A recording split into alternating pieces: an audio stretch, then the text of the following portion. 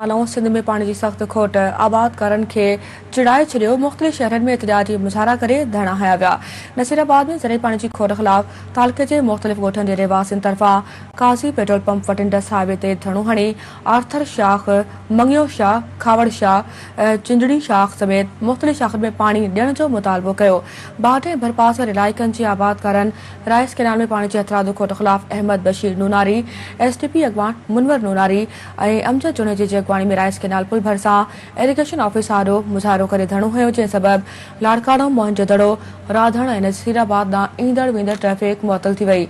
दौरे दारे में आबादकारनि ऐं हारिन, राजा कबीर, शफ़क़त राजड़, सदाम हुसैन ऐं अकबर समूह जी अॻवानी में पानी खोट ऐं वापारियुनि जी हिक हटीअ ख़िलाफ़ ढोर नारो प्रेस क्लब आॾो एहतजाजी मुज़ाहिरो कयो। खोड़ा वेझो शाहनवाज़ वाह में पानी न पहुचण ख़िलाफ़ आबादकारनि हारिन जे वॾे अंग फ़कीर ग़ुलाम हैदर टालपुर जी अॻवानी में एहतजाजी मुज़ाहिरो कयो। उन ई मौक़े ते आबादकारनि मीडिया सां ॻाल्हाईंदे चयो त हिन साल पाणी जी खोट सबबि सिंध जूं ज़मीनूं बंजर बणिजी चुकियूं आहिनि।